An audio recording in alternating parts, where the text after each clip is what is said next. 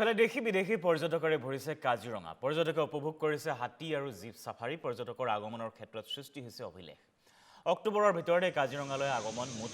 ২৯,৫৭৯ গৰাকী পৰ্যটক ইয়াৰে বিদেশী পৰ্যটকৰ সংখ্যা প্ৰায় ১,০০০ গৰাকী ১ অক্টোবৰতে মুকলি হৈছিল কাজিৰঙা ৰাষ্ট্ৰীয় উদ্যান পৰ্যটকৰ বাবে তাৰ পাছতে এনে ধৰণৰ সঁহাৰি উৎসাহিত কৰি তুলিছে সকলোকে দেশী বিদেশী বিভিন্ন প্ৰান্তৰ পৰ্যটক আহি ভিৰ কৰিছে কাজিৰঙা ৰাষ্ট্ৰীয় উদ্যানত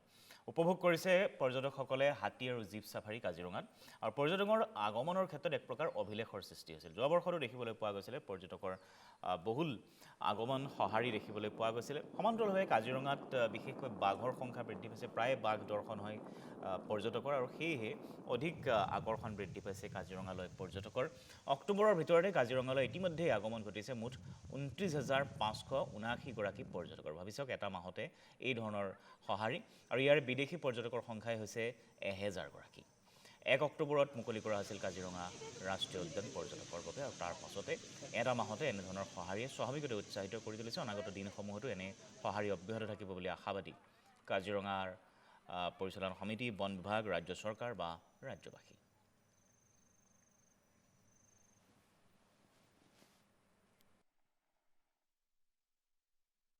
Yes, in fact, সেইটোৱে ইমান বেছি মানে আমাৰ টুৰিজমটো মানে খুব আগবাঢ়িছে আৰু মোৰ লগত ডেটাটো আহিছে কি আমাৰ যোৱা মাহত অক্টোবৰত 29,579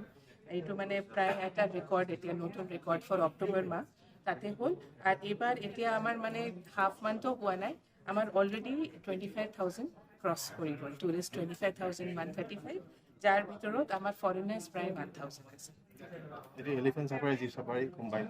এলিফেণ্ট সাফাৰী জীপ সাফাৰী এতিয়া আমাৰ চলি আছে এলিফেণ্টটো আমাৰ এবাৰ আমি 3টা ৰেঞ্জত আৰম্ভ কৰিলোঁ আৰু আমাৰ বুঢ়া পাহাৰতো যিটো এলিফেণ্ট সাফাৰী তাতেও মানে ভাল ৰেছপঞ্চ পায়